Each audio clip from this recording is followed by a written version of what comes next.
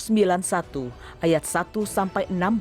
Dalam lindungan Allah, orang yang duduk dalam lindungan yang maha tinggi dan bermalam dalam naungan yang maha kuasa akan berkata kepada Tuhan, tempat perlindunganku dan kubu pertahananku, Allahku yang kupercayai. Sungguh, dialah yang akan melepaskan engkau dari jerat penangkap burung, dari penyakit sampar yang busuk. Dengan kepaknya, ia akan menudungi engkau. Di bawah sayapnya, engkau akan berlindung. Kesetiaannya ialah perisai dan pagar tembok. Engkau tak usah takut terhadap kedahsyatan malam, terhadap panah yang terbang di waktu siang, terhadap penyakit sampar yang berjalan di dalam gelap, terhadap penyakit menular yang mengamuk di waktu petang.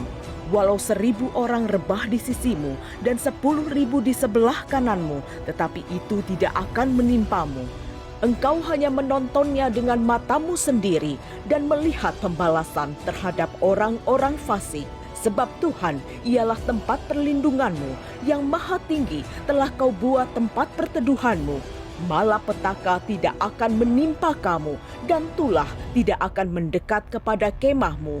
Sebab malaikat-malaikatnya akan diperintahkannya kepadamu untuk menjaga engkau di segala jalanmu. Mereka akan menantang engkau di atas tangannya, supaya kakimu jangan terantuk kepada batu. Singa dan ular tedung akan kau langkahi. Engkau akan menginjak anak singa dan ular naga. Sungguh hatinya melekat kepadaku, maka aku akan meluputkannya. Aku akan membentenginya, sebab ia mengenal namaku. Bila ia berseru kepadaku, aku akan menjawab. Aku akan menyertai dia dalam kesesakan. Aku akan meluputkannya dan memuliakannya. Dengan panjang umur akan kukenyangkan dia, dan akan kuperlihatkan kepadanya keselamatan daripadaku. Pentakosta ketiga adalah pencurahan Roh Kudus yang dahsyat di zaman ini, melebihi yang terjadi di Azusa Street. Pentakosta ketiga akan mengakibatkan penuaian jiwa yang terbesar dan yang terakhir sebelum Tuhan Yesus datang kembali. Pentakosta ketiga akan membangkitkan generasi Yeremia, yaitu anak-anak muda yang dipenuhi Roh Kudus, cinta mati-matian kepada Tuhan Yesus, tidak kompromi terhadap dosa dan akan bergerak untuk memenangkan jiwa. Pentakosta ketiga lahir di Indonesia yang bergerak ke bangsa-bangsa. Gerakan ini dari timur ke barat dan akan kembali ke Yerusalem. Pentakosta ketiga akan memberikan kuasa untuk menyelesaikan amanat agung Tuhan Yesus. Dan setelah itu Tuhan Yesus datang kembali. Shalom saudara, ada satu pengajaran dari kelompok Hyper Grace yang mengatakan bahwa mengajarkan takut akan Tuhan berarti kita telah menebarkan ketakutan yang mengarah kepada legalisme.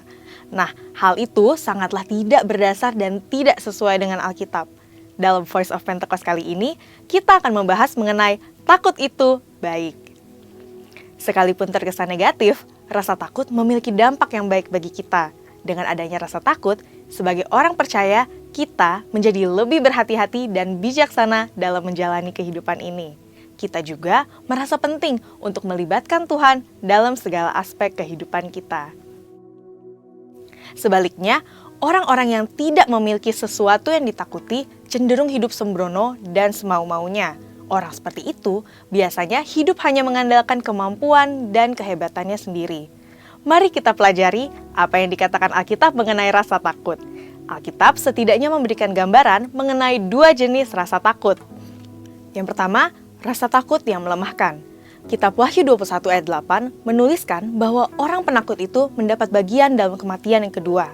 Artinya, orang penakut akan masuk neraka. Namun, penakut seperti apa yang dimaksud dalam ayat ini? Dalam ayat ini, kata penakut diterjemahkan dari bahasa Yunani deilos, yang berarti kengerian. Namun, kata ini juga diterjemahkan sebagai faithless atau keadaan tanpa iman. Nah, tentu rasa takut yang bersifat melemahkan seperti ini tidaklah baik. Supaya kita tidak dikuasai rasa takut yang mencekam dan melumpuhkan ini, kuncinya hanya satu. Kita harus punya iman di dalam Tuhan Yesus. Yang kedua, takut akan Tuhan. Alkitab menuliskan banyak sekali janji Tuhan bagi orang-orang yang takut akan Tuhan. Tentu, rasa takut ini berbeda dengan kengerian yang bersifat melumpuhkan. Takut akan Tuhan tidak membuat kita menghindar atau menjauhi Dia. Sebaliknya, justru membuat kita ingin lebih lagi berjalan bersama dengan Dia dan rindu mengikuti kehendak-Nya. Mari kita lihat bagaimana seorang yang takut akan Tuhan menjalani hidupnya. Dalam kitab Mazmur, Daud menuliskan indahnya hidup takut akan Tuhan. Namun bagaimana prakteknya dalam hidup sehari-hari? Saat menghadapi berbagai situasi, Daud selalu menanyakan apa yang menjadi kehendak Tuhan untuk dia lakukan. Misalnya, ketika berhadapan dengan musuh, Daud bertanya kepada Tuhan mengenai bagaimana cara menghadapi musuh-musuhnya. Sekalipun Daud sudah memiliki banyak pengalaman keberhasilan di medan perang, Daud tetap menganggap penting untuk terus bertanya kepada Tuhan. Apakah orang yang takut akan Tuhan tidak pernah melakukan kesalahan? Tentu tidak. Daud bahkan melakukan berbagai kesalahan besar seperti berzina dan membunuh seseorang yang sangat setia mendukung dirinya. Bagaimana Daud menyelesaikan dosa-dosanya di hadapan Tuhan? Alkitab menuliskan bahwa setelah ditegur oleh Nabi Nathan, Raja Daud mengakui dosa-dosanya. Mengakui dosa-dosa yang kita lakukan tidak salah, karena 1 Yohanes 1 ayat 9 menuliskan bahwa jika kita mengakui dosa kita, maka Ia adalah setia dan adil, sehingga Ia akan mengampuni segala dosa kita dan menyucikan kita dari segala kejahatan. Takut akan Tuhan membuat kita senantiasa mengoreksi diri, serta hidup di dalam pertobatan setiap hari. Jadi, jika dikatakan bahwa orang yang percaya kepada Yesus tidak perlu bertobat atau mengakui dosa lagi dan tidak perlu memohon pengampunan dosa, tentu hal tersebut tidaklah tepat. Memang benar bahwa Tuhan Yesus telah membayar lunas semua dosa kita. Namun, pertobatan setelah seseorang mengalami kelahiran baru tetap penting bagi orang percaya. Buktinya, Roh Kudus berkata kepada jemaat di Efesus dalam Wahyu 2 ayat 5, "Sebab itu, ingatlah betapa dalamnya engkau telah jatuh. Bertobatlah dan lakukanlah lagi apa yang semula engkau lakukan. Jika tidak demikian, aku akan datang kepadamu dan aku akan mengambil kaki dianmu dari tempatnya jikalau engkau tidak bertobat." Jika orang percaya tidak perlu lagi bertobat karena mempercayai karya Tuhan Yesus yang sudah sempurna dalam dirinya, tentu pemahaman tersebut tidak tepat. Perhatikan bahwa Tuhan Yesus sendiri menegur jemaat di Efesus supaya bertobat. Dalam doa Bapa kami, kita juga diajar untuk meminta pengampunan kepada Tuhan setiap hari dengan berkata, "Ampunilah kami akan kesalahan kami, seperti kami juga sudah mengampuni orang yang bersalah kepada kami." Pertobatan penting untuk dilakukan oleh orang percaya, karena selama masih hidup di dunia ini, orang percaya pun masih bisa berbuat dosa. Syukur kepada Tuhan, darah Yesus menyucikan kita dari segala dosa. Pertobatan memberikan tempat bagi darah Yesus dan anugerahnya untuk menyucikan diri kita lagi. Dan pertobatan hanya bisa terjadi jika kita takut akan Tuhan. Tidak menjaga rasa takut akan Tuhan akan mengeraskan hati nurani sehingga sulit bertobat. Orang yang tidak bertobat bisa kehilangan keselamatan. Saudara, untuk penjelasan selengkapnya dari tim teologi kami, silahkan buka link yang ada di atas atau scan QR Code yang tersedia. Tuhan Yesus memberkati.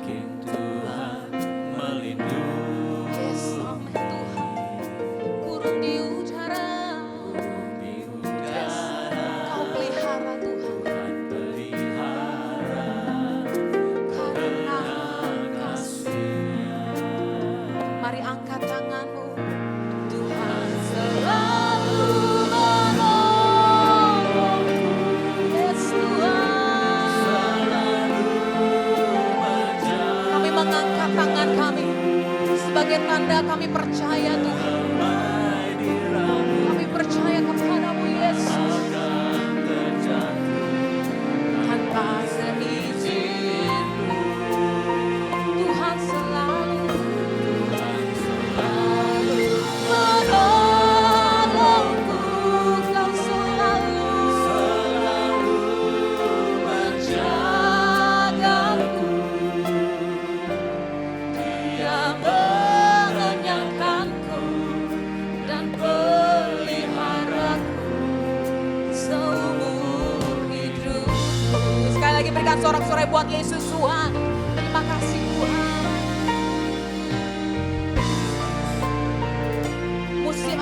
berganti, akan selalu kasihnya tidak akan berlalu. Tuhan tetap abadi. Takkan berubah, tak akan berubah sampai selamanya. Ku tetap Percaya, ku yakin Tuhan yakin Tuhan memberkati. Ku yakin Tuhan, yakin Tuhan melindungi. Yes, terima kasih Tuhan. Burung di udara Tuhan pelihara karena kasih-Nya. Oh, Tuhan selalu menolongku, selalu menjagaku. Yes, Tuhan, sehelai di rambutku tak akan terjatuh tanpa seizinku. Tuhan selalu menolongku, menolongku, selalu menjagaku, menjagaku. Mengenyangkanku dan peliharaku seumur. Mari kita semua bangkit berdiri, katakan Tuhan selalu menolongku, selalu menjagaku. Yes, Tuhan, di rambutku tak akan terjatuh tanpa seizinku. Yes, Tuhan, Kau selalu menolongku. Kau Tuhan selalu menjagaku.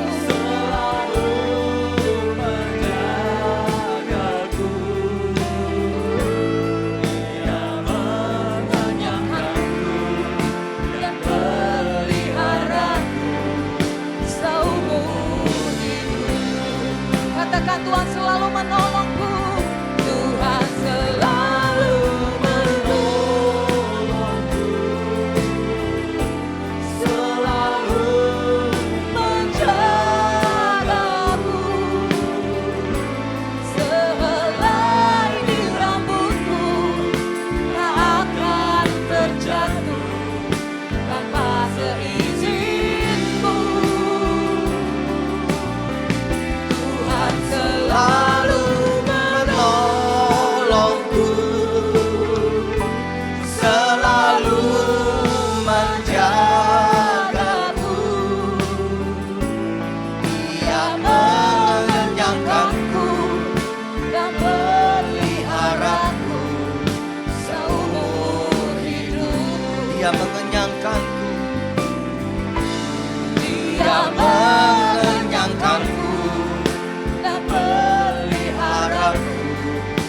seumur hidup. Sekali lagi, mari kita katakan sama-sama. Dia mengenyangkanku, Dan peliharaku seumur hidupku. Haleluya.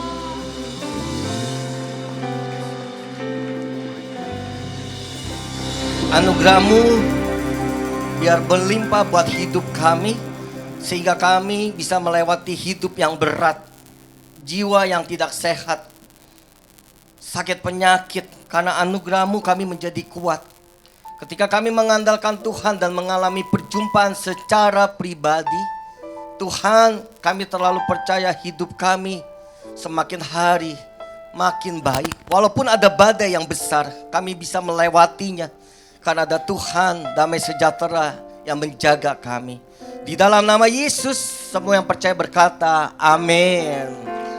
Silakan duduk Bapak Ibu semua, shalom. Shalom. Saya berharap semua keadaannya baik-baik ya. walaupun keadaan tidak baik, masuk tahun 2024, doa dan harapan kita tidak sesuai, mengecewakan, kita tetap harus berkata Tuhan baik.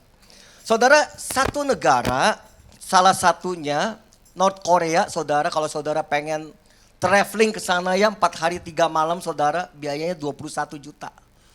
Saya baru kemarin lihat dokumenter, saudara, presidennya Kim Jong Un, saudara, negara yang sangat tertutup dan misterius, saudara.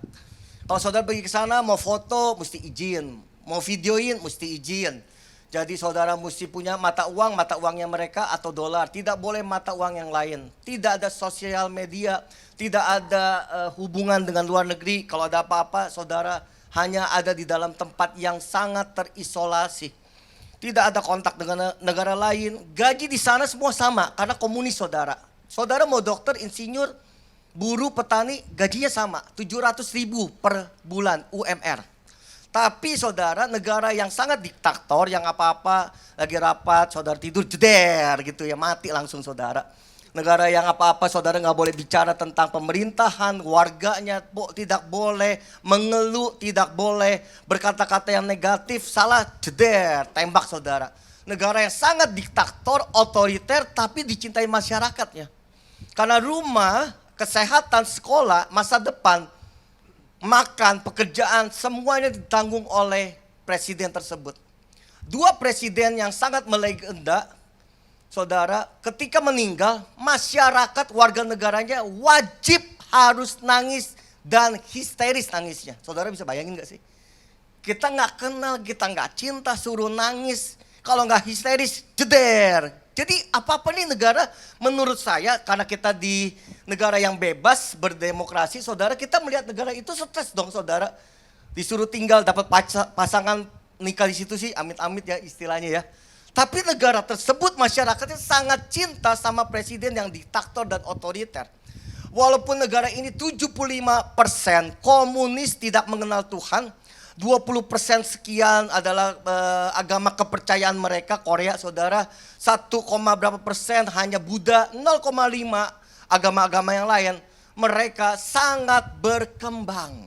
Jangan lupa ya, orang ateis negaranya maju berkembang dan teknologi peperangannya menjadi nomor urut keempat di dunia atau kelima. Jadi teknologi ada nuklir, mereka siap bersaing dengan USA, mereka siap bersaing dengan China dan Rusia. Mereka siap tinggal pencet tombol kapanpun, mau berantem, mau perang, silakan. Mereka maju luar biasa. Padahal negaranya tidak mengenal sebuah agama. Tapi saudara, ada negara yang sangat besar sumber alamnya, begitu besarnya, tetapi pemimpinnya nggak memiliki sebuah keputusan bagaimana memimpin sebuah negara. Begitu juga dengan kita. Banyak dari kita rajin ke gereja tapi kita tidak belajar bagaimana menjadi pemimpin dalam rumah kita. Menjadi pemimpin, menjadi imam. Sehingga kita tidak mampu mengelola keuangan. Kita serahkan ke pasangan kita yang istri terus. Sehingga wanita menjadi dominan, yang pria menjadi pasif luar biasa. Negara yang begitu besar sumber daya alamnya saudara, integritas pemimpinnya nggak ada, pejabatnya koruptor bertumbuh di mana-mana. Salah satu negara tersebut adalah negara Nauru saudara. Negara yang kecil sekali tapi kaya dengan batu fosfat saudara. Kaya luar biasa. Negara ini saudara, pulau ini dekat dengan Australia dan Papua Nugini saudara. Saking kayanya, negaranya makmur luar biasa, pemerintah menjamin semua kehidupan masyarakat dan warga negaranya. Nah saudara, ini negara kaya sehingga investor asing datang menguasai lahan-lahan fosfat yang ada saudara. Berpuluh-puluh tahun mereka kaya dan masyarakatnya menjadi malas. Kenapa? Tidak punya keputusan, tidak mau belajar, tidak mengelola kehidupan dengan baik, semuanya terima. Karena pemerintah yang menyediakan. Jadi saudara, warga negaranya gendut-gendut gitu saudara. Oh, ceweknya gendut, cowoknya juga gendut saudara. Berkembang biak di mana-mana. Males main judi, mabok-mabokan. Sampai suatu ketika negara tersebut sumber daya alamnya, fosfatnya habis. Tapi pemimpinnya nggak bisa bagaimana mengatur kelola negara ini menjadi baik. Begitu habis, investor pergi, selesai.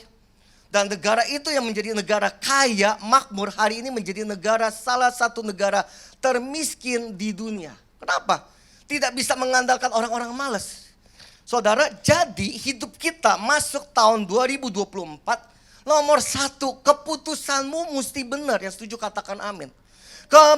Keputusanmu mesti benar-benar baik, sehingga saudara waktu kita bertambah baik, kita mengalami Tuhan, keputusanmu benar karena hasil dari pergaulanmu juga benar, saudara. Saudara berpikir orang tua mengasuh kita ada yang benar, ada juga yang salah. Ada juga yang diktator, ada juga yang KDRT. Sehingga kita tidak punya konsep bagaimana menjaga keluarga dengan baik. Bagaimana berkomunikasi dengan baik bersama anak-anak. Kita gak punya kata mesra, karena di dalam kamus kosakata kita mesra itu kita gak tahu. Yang penting suami cari duit yang banyak, sekolahin sampai ke luar negeri, lulus itu adalah romantis untuk orang-orang Asia. Betul saudara? Nah saudara, keputusan ditentukan oleh pergaulan yang benar.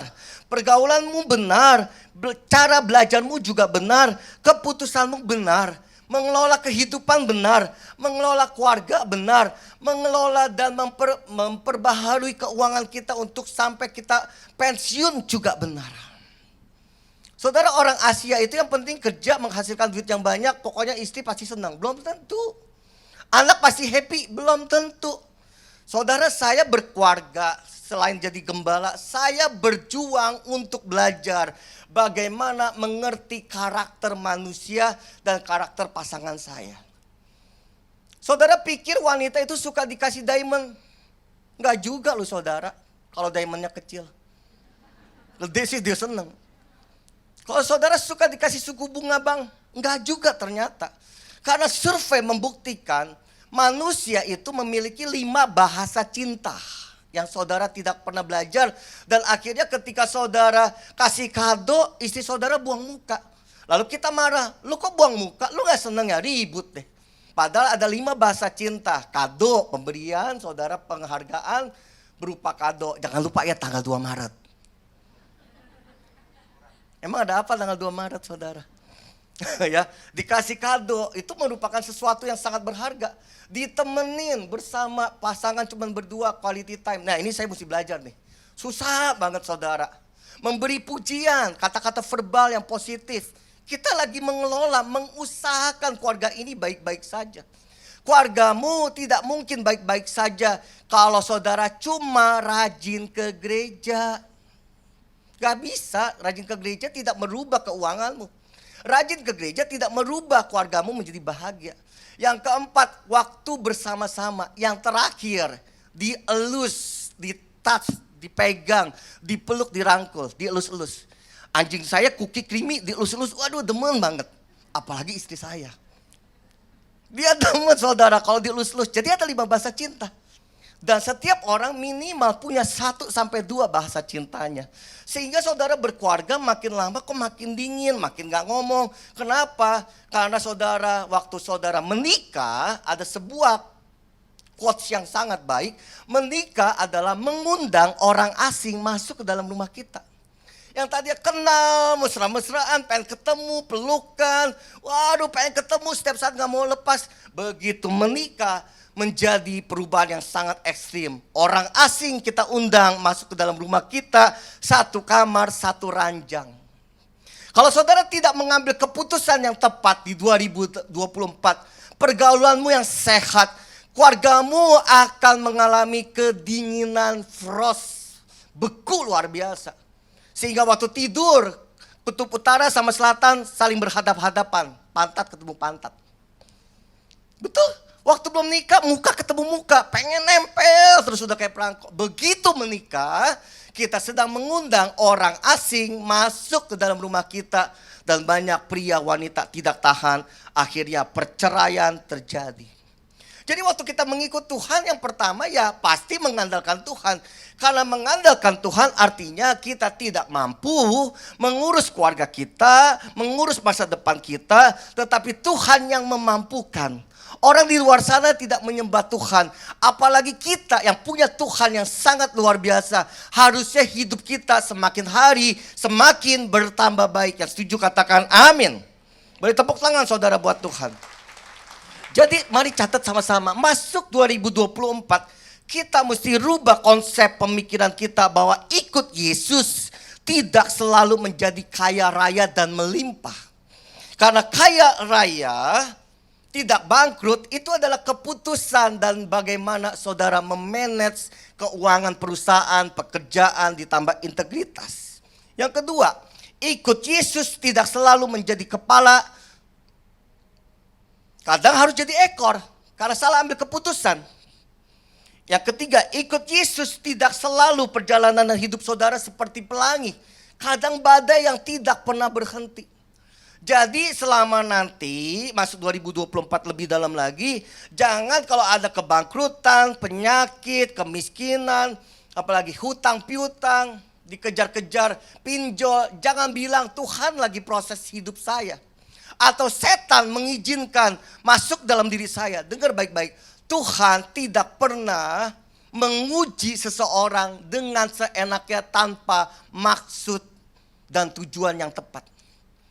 Tidak semua orang harus diuji dengan sakit penyakit yang membuat saudara mengerikan. Tidak semua harus bangkrut. Tidak semua keluarganya harus bercerai baru ketemu Tuhan. Mungkin ada orang-orang tertentu. Nah, jenis orang-orang tertentu ini orang-orang yang auban, keras kepala. Dikasih tahu istri juga nggak ngerti, dikasih tahu Tuhan juga nggak ngerti. Ya udah Tuhan hajar lewat penyakit, lewat penjara, lewat kasus yang tidak pernah berhenti yang membuat saudara give up dan berkata, aku butuh Tuhan, aku butuh dididik, ditegur sama mentor-mentor yang sehat. Pergaulanmu menentukan keputusanmu. Amin saudara. Nah jadi kita nggak boleh berpikir ikut Yesus mesti kaya. Karena yang nggak ikut Yesus itu kaya saudara. Tetanggamu yang gak ke gereja juga mungkin lebih kaya. Tapi bukan itunya. Jadi untuk apa saya ikut Yesus kalau begitu? Kalau ini gak ada, itu gak ada. Nah kita ikut Yesus saudara adalah nomor satu, jaminan keselamatan. Amin saudara, katakan jaminan keselamatan. Nah Yohanes 14 ayat 6 berkata, akulah jalan, kebenaran dan hidup. Tidak ada seorang pun yang datang kepada Bapa kalau tidak melalui aku. Jadi waktu saudara percaya Yesus Tuhan dan Juru Selamat, saudara dibenarkan, diselamatkan, diampuni, sudah dan menerima kerajaan surga. Jadi doa kita jangan berkata saya orang berdosa. Saudara orang berdosa sudah dibenarkan, sudah titik. Jadi tidak ada upaya saudara untuk menyelamatkan diri sendiri. Karena Tuhan datang dari sana menjadi manusia, menderita, mengerti perasaan, mengerti hidup manusia. Dan dia tebus kesalahan kita sampai kapanpun. Akulah jalan kebenaran. Setiap orang yang percaya Yesus Kristus sebagai Tuhan, saudara sudah diselamatkan. Amin saudara. Sudah diselamatkan. Udah enggak? Sudah diselamatkan. Tinggal kita merawat hidup kita. Enggak jadi asal-asalan. Enggak seenaknya mengacaukan orang lain. Enggak seenaknya merugikan keluarga dengan perbuatan kita. Yang kedua, jadi untuk apa saya mengikuti Yesus? Yang kedua, dosa-dosa saudara sudah dihapus. 1 Yohanes 1 ayat 9. Jika engkau mengaku dengan lidahmu bahwa Yesus Tuhan dan Juru Selamat, maka dosamu seketika itu juga sudah diampuni. Yang ketiga, Tuhan berjanji melalui Roh Kudus-Nya memberikan damai sejahtera Immanuel. Hari demi hari, 24 jam sehari, 365 hari per tahun. Tuhan menyediakan damai sejahtera dalam hidup saudara. Tetapi kenapa hidup kita tidak merasakan damai sejahtera? Hidup kita mengalami suka, duka cita, kebingungan, air mata, kesepian, putus asa. Karena manusia selalu mengambil keputusan yang salah. Karena mereka arogan dan gengsi. Pria-pria di sini kenapa masuk ke gereja? Karena pernah hancur. Kalau nggak hancur nggak akan ke gereja, betul ya? Ngapain gue di gereja? Hari Minggu mendingan gue naik motor gede, main sama burung perkutut, main sama hobi kita, main sama komunitas golf kita. Ngapain ke gereja? Kenapa? Karena saudara sudah dibentuk, dididik sampai jatuh ke bawah. Dan Tuhan angkat dan saudara berkata, memang Tuhan pengharapan saya. Saya percaya, betul para pria. Saya ada di gereja karena udah habis-habisan, udah gak ngerti mau ngapain hidup. Mati iya, udah siap bunuh diri, udah mau. Karena nggak ketemu, akhirnya ketemu Tuhan. Jadilah pemimpin di tempat ini. Pria tidak akan pernah mau bertobat kalau tegurannya nggak sekeras badai. Jadi kalau pria berkata, saya udah putus asa, belum, nikmatin aja tuh badai. Udah kena petir, belum, nikmatin aja itu petir, itu badai, itu halilintar sampai saudara udah gak napas. Nah, nanti Tuhan baru mendatangi saudara. Sombong pria, yang bicara juga lebih sombong. Iya, arogan, gengsi tinggi, dikasih tahu nggak bisa, maunya begini, maunya begitu, salah padahal. Dan saya mesti bertobat dalam materi yang tadi ini yang saya bicarakan. Saya masih belajar. Saya belajar benar-benar karakter manusia. Saya belajar benar-benar dan saya buka buku, bahkan saya kuliah tentang human, tentang behavior, tentang ya banyak saudara, karena hidup ini susah. Nggak hanya datang ke gereja semua beres, banyak orang yang datang ke gereja rajin nggak beres. Tempat ini menjadi tempat pelarian yang sehat tapinya. Daripada saudara ke klub malam, main cewek, main ini, main, udah ke gereja, itu positif. Nah saudara, hilangnya kekuatan kita, kalau masalah saudara bertubi-tubi nggak berhenti, akan membuat saudara capek dan lelah, betul ya? Kalau pekerjaanmu terus di bawah saja nggak pernah naik, membuat saudara putus asa. Keributan rumah tangga, udah kayak kucing sama tikus, kucing sama anjing berantem terus, itu membuat saudara tawar hati. Nah, Amsal 24 ayat 10 berkata, mari kita buka bersama dan kita baca dengan suara keras. Saudara mau foto, saudara mau catat juga boleh, dan saudara mau sharingkan firman hari ini juga boleh. Jika, 1, 2, 3, jika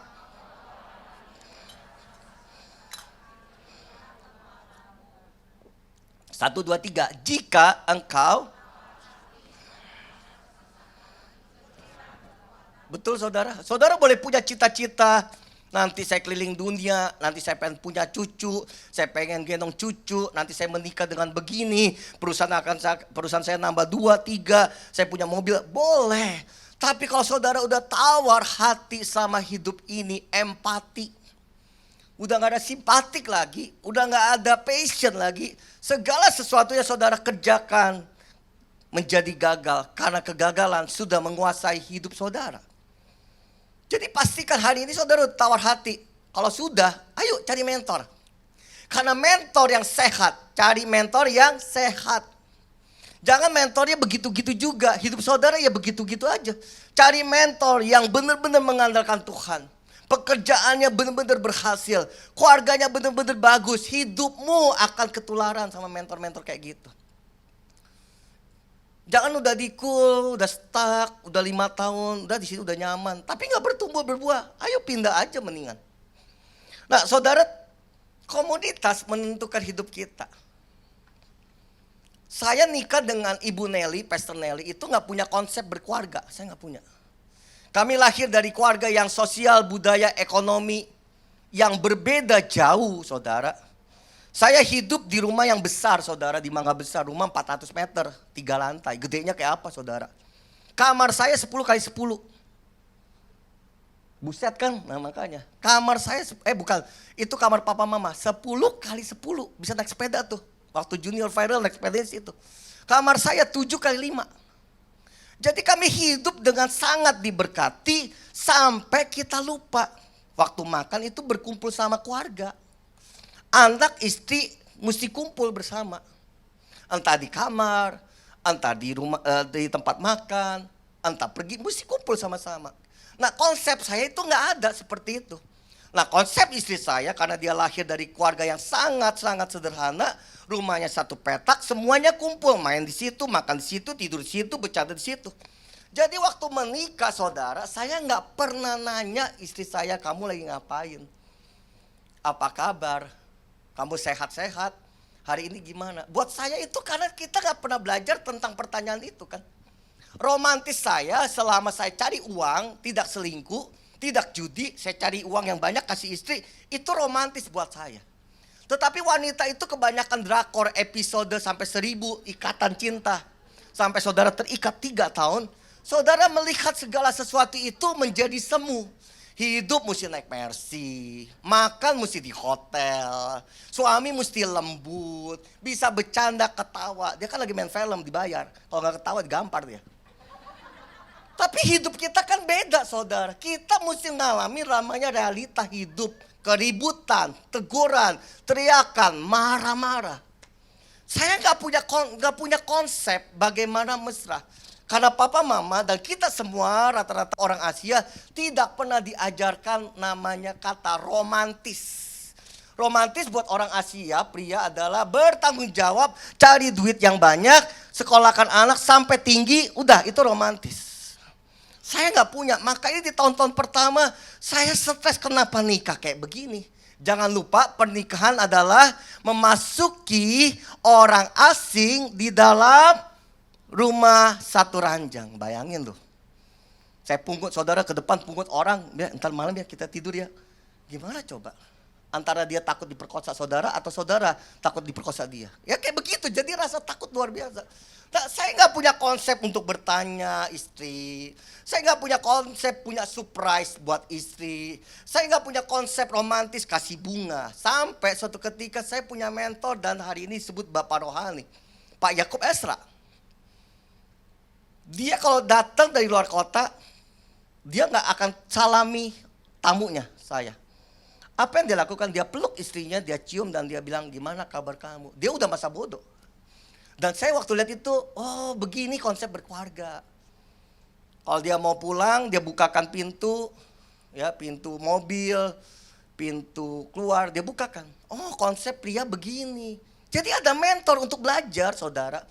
Kalau ulang tahun kasih bunga, makan bersama, berdua. Saya nggak punya konsep karena hilang. Istri saya juga, kita juga sama-sama nggak punya konsep. Jadi belajarlah saya tentang 5 bahasa cinta. Saya mulai beliin bunga, mahal banget lagi tuh bunga. Tuh istri saya di belakang tuh. Mahal, 10 tahun 2 kali kasih bunga, 1 juta, lumayan sih. Tapi saya mau belajar bagaimana membahagiakan pasangan saya. Istri saya bilang gini, kerja terus, nggak pernah tanya, nggak punya mulut ya. Wih, suami tuh kalau kayak digituin nggak punya mulut, wah gue selepet loh. Gue punya mulut tau gak, kalau nggak punya mulut gue nggak nikahin lo. Gitu kan, itu kan masa-masa frase-frase tuh tahun pertama, tahun kedua, tahun ketiga tuh bahaya saudara. Tanya dong kabar, tanya udah makan belum. Jadi saya kayak robot di tahun pertama, udah makan, sehat, hati-hati. Udah makan, sehat, hati-hati. Udah kayak robot karena nggak ngerti konsep bertanya dengan ramah itu nggak punya konsep. Karena papa saya nggak pernah menanyakan itu. Papa saya dalam 1 hari belum tentu ngomong sama saya. Sekali dia ngomong, guplak, tabok. Gak punya konsep, sampai harusnya saya berkata, ada yang salah. Nah kalau saudara sudah sampai titik, ada yang salah komunikasi saya. Ada yang salah merespon pasangan saya. Ada yang salah berkomunikasi sama anak-anak. Nah butuh mentor yang sehat, supaya saudara punya konsep. Saya sekarang bisa kasih bunga. Istrimu gak suka diamond, dengar baik-baik. Ada yang suka, ada yang gak suka. Tapi dia suka, ada yang perhatian, ada yang dipuji, ada yang disentuh, ada yang ditemenin. Dan saya masih belajar saudara. Jadi saudara, kita mau lihat pengharapan bersama Tuhan, betul. Tuhan itu Immanuel, dengar baik-baik. Saudara mau sembah dia dan tidak sembah dia, hadirat Tuhan sudah 24 jam di dalam hidup saudara, tanpa saudara sadari. Tetapi manusia itu pengen euforia, keramaian.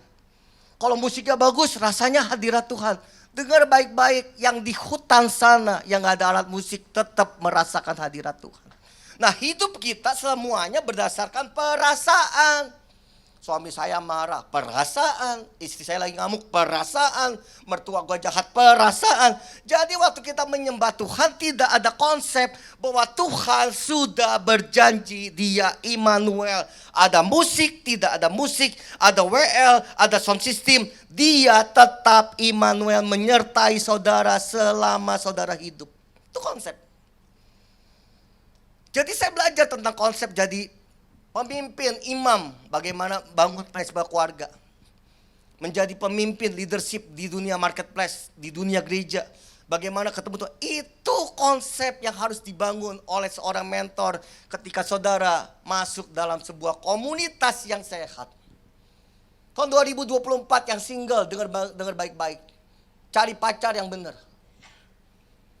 Kalau saudara udah punya pacar, putusin mau terus atau tidak. Jangan sampai menikah nyesel lalu minta cerai. Lalu kata Tuhan udah bilang, Tuhan suruh cerai. Gak ada itu kata kita semua. Gak ada saudara. Mau putusin sekarang. Nih pasangan saya ada masa depan gak? Saya kalau begini beruntung gak? Daripada nanti nyesel. Oke? Nah saya mau ngomong tawar hati akan menjadi sebuah kekuatanmu hilang. Kalau sudah hilang kekuatan, kecil semua daya juang kita. Bahkan kita beriman lagi udah gak sanggup, udah gak mampu. Kenapa? Udah tawar hati. Jadi udah lebih dari kata letih, lebih dari kata pahit, sedih, lebih dari menangis, lebih dari berduka. Udah tawar hati, ditawarin uang 100 juta juga gak mau. Udah tawar. Mau diajak jalan-jalan keliling Eropa, udah tawar, udah gak kepengen. Yesus pun pernah ngalamin namanya tawar hati. Sampai dia berkata gini, biar cawan ini berlalu cepat dari hadapanku. Saking dia udah takut dan tawar hati. Tapi Tuhan tetap mengandalkan. Kita tetap mengandalkan Tuhan. Nah saudara, 3 tahun yang lalu saya pernah khotbahin saudara. 3 tahun yang lalu saya bertemu dengan teman saya yang lost contact 30 tahun. Teman SMA. Kita pelayanan sama-sama. Kita main bersama-sama. Segala sesuatu bersama-sama. 30 tahun lalu dia panggil saya. Karena waktu itu COVID saya gak sadar. Ini siapa? Saya bilang buka maskernya. Oh si ini apa kabar? Dengar ya. Orang yang kalau punya pengharapan. Orang yang kalau gak tawar hati. Responnya gini. Lus apa kabar? Aduh Tuhan luar biasa, Tuhan hebat. Aduh jangan lupa ya tetap layani Tuhan ya. Ngandelin Tuhan ya. Lalu saya tanya sekarang tinggal di mana? Di Swiss. Wih gile. Saudara yang tinggal jembatan 5 mah lewat. Ini Swiss man. Udah lewat lah gitu ya saudara yang Ampera. Wah udah lewat lah. Ya amigos apalagi. Wah ini lah Swiss man. Lalu nikah sama orang Prancis. Bekerja di 2 perusahaan Jerman dan Indonesia. Jadi saudara bisa bayangin dong kehidupan mereka. Dan selalu dia berkata Tuhan luar biasa, Tuhan luar biasa. Dia yang ngomong rasanya saya kayak lagi dikhotbahin. Karena saya lagi aduh Tuhan kok ini COVID kayak begini lagi. Aduh lagi ngeluh. Dengar dia semangat saudara. Ya ini orang yang gak tawar hati. Mulutnya penuh dengan ucapan syukur. Dia dari titik 0 pernah bangkrut, pernah hancur, sampai naik lagi, jatuh lagi. Tapi dia bersyukur sama Tuhan, ngandelin Tuhan. Nah 1 hari lewat, teman saya yang sama-sama ke gereja, khotbah kita dengar sama-sama, di gereja yang sama, dapat pengurapan yang sama, semuanya sama. Telepon 1 hari setelah ketemu teman saya yang dari Swiss. Telepon dari lapas, Lus. Dengan air mata, penyesalan, penderitaan, putus asa, tawar hati, tolong gue. Jadi saudara lihat ya, ada 2 orang pribadi dengan kehidupan yang berbeda luar biasa. Satu berapi-api dan mengucap syukur, satu berapi-api karena mengalami tawar hati. Saudara kalau pergi ke Uni Eropa, Denmark, Swedia, Finlandia, teman-temannya dia. Itu negara diatur, ditata bagus banget. Jadi orang di sana bayar pajak tinggi tapi mereka bisa menikmati danau tanpa ada warna kuning. Melewati sungai yang penuh dengan salmon, mereka bisa mancing anytime, dapat salmon besar-besar. Mereka menikmati kebun dari pemerintah. Itu kota ditata dengan bagus dan yang mimpinnya rata-rata ateis. Tapi kotanya bagus. Koruptornya 0,5% dibanding negara lain. Cuman 1%. Jadi sangat kecil kayak Singapura. Peringkat kelima kalau nggak salah. Saya lupa data karena saya lupa saudara. Kurang lebih dia peringkat kelima. Negara yang membuat masyarakatnya puas. Kenyamanannya, keamanannya, kehidupannya, kesehatannya. Bisa berumur panjang tanpa stres. Singapura salah satunya, Jepang juga, Korea juga. Tapi Finlandia, Swedia, Norwegia, dan temannya dia gitu ya saudara. Itu saudara kalau saudara tanya pemimpinnya gak kenal Yesus. Saya bukan bilang saudara pindah agama, bukan berarti saudara nggak percaya Yesus. Maksud saya saudara yang percaya Yesus punya keputusannya yang bagus dong. Punya integritasnya lebih dong. Mereka tuh luar biasa. Kenapa kita yang punya Tuhan malah, aduh itu kenapa begini, aduh, mengasihani diri sendiri. Tuhan menciptakan kita punya purpose, tujuan untuk memuliakan Dia lewat pekerjaan kita. Dan semakin hari karakter kita semakin baik. Dan orang mulai mempercayai karena kita baik. Kalau orang gak mempercayai saudara baik, saudara mau jual apa saja, gak ada yang beli. Karena saudara gak baik. Ngerti? Jadi kepemimpinan memutuskan dengan siapa saudara akan menikah. Kalau sudah menikah, yuk belajar ilmu komunikasi. Kalau saudara udah lama tawar dan kecut hatinya, yuk konseling yuk. Di gereja ini ada konseling center, tanya, aduh istri saya, suami saya. Ya udah, jangan sampai hidup saudara cuma adu, tapi saudara stuck jalan. Keputusan. Tahun ini mau bagaimana? Keputusan. Saudara mau nikahi orang yang seperti apa? Keputusan. Jangan bilang Tuhan udah ngomong. Biar Tuhan yang ngomong, malaikat datang 2-3 kali ke rumah saudara. Gak perlu. Itu keputusan mutlak yang diberikan Tuhan dengan akal sehat. Kalau saya nikah dengan wanita ini, dengan pria ini, punya mertua kayak gini, jadi bencana atau jadi pelangi. Amin saudara. Nah 2 orang tadi, satu mengalami, waduh Tuhan luar biasa. Satu, udah deh mati juga boleh di sini. Udah capek saudara. Nah saudara yang mana bagiannya? Saya tutup dengan masuk 2024. Jangan tawar hati. Walaupun sudah tawar. Oke yuk cari orang yuk. Yang bisa memberikan sebuah konsep pernikahan dengan baik. Yang bisa memberikan konsep bagaimana berkomunikasi tanpa pakai sengit dan sewot. Jangan sampai menikah udah 5 tahun sekarang tidurnya kutub utara dan selatan ketemu, pantat-pantatan maksudnya. Ya udah datang kerja rutinitas, pulang juga udah males, udah pulang malam. Supir saya saudara ya, ada 2 lah supir, 1 buat mama, 1 buat saya. Nah tebak sendiri deh. Dia kalau suruh jam 5 udah waktu pulang, saya bilang Pak pulang, nggak mau. Kenapa? Nggak mau Pak. Di rumah ribut, mendingan saya pulang malam deh, nggak apa-apa. Udah malam, udah capek, dia udah teler, udah jagain anak, saya pulang damai, nggak ada keributan. Sampai begitu. Jangan-jangan saudara juga yang diutus sama kantor keluar kota, keluar negeri, begitu mau balik disuruh pulang, saya bilang nggak usah, Pak mutasi saya aja Pak, pindah Pak. Saya nggak kuat sama pasangan saya. Kalau bisa tuh pesawat tabrak dalam nama Yesus, tabrakan, kan orang gila tuh. Kenapa? Udah tawar hati, udah gak mau ketemu pasangan mertua dan mantu. Udah tabrakin aja. Tapi jangan lupa, Tuhan selalu menolong kita. Tuhan masih ada, Dia Immanuel, Dia tahu saudara mau angkat tangan gak menyembah Tuhan. Hadiratnya terus menjamah saudara, mengobati hidup saudara. Tinggal kita mau buka hati gak, aduh saya butuh Tuhan. Kalau saya bilang enggak, gue pinter, ya silakan pakai kepintaranmu menjadi kehancuran.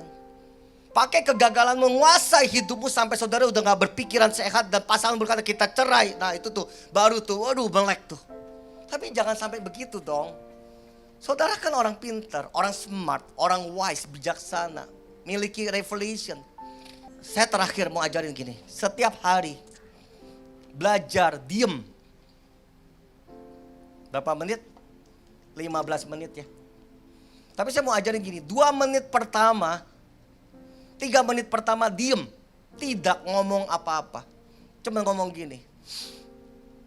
Tarik nafas, tenangin diri kan, tarik nafas 2-3 kali. Lalu panggil Tuhan Yesus. Diem aja, fokus sama Tuhan. Tuhan Yesus. Diem aja 2 menit aja. Coba itu dulu ya. Nanti kalau mampu naikin lagi 3 menit. Mampu 4 menit mulai nyanyi penyembahan 1-2 lagu yang saudara suka. Nyanyi lagi, fokus pokoknya di tempat yang tenang sendiri. Saudara akan ngalamin Tuhan.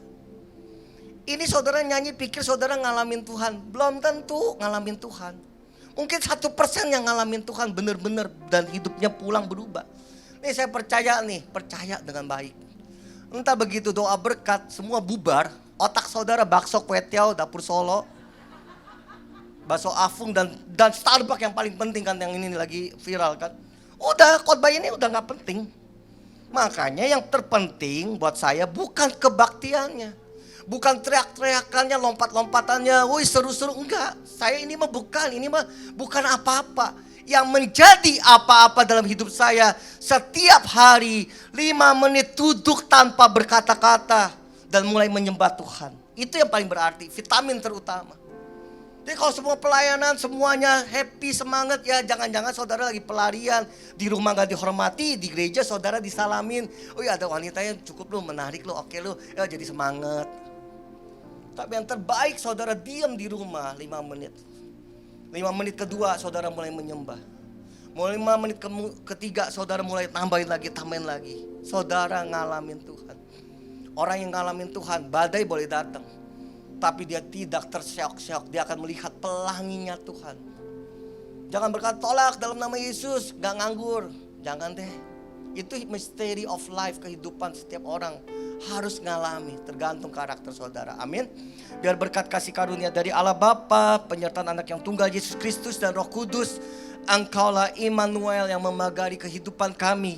Hadirat Tuhan 24 jam 365 hari tanpa kami sadar dan rasakan. Pertemuan kami mengalami perjumpaan pribadi di rumah hanya berdua, mengalami Tuhan membuat kekuatan kami bertambah dan makin bertambah. Yang percaya boleh berkata amin.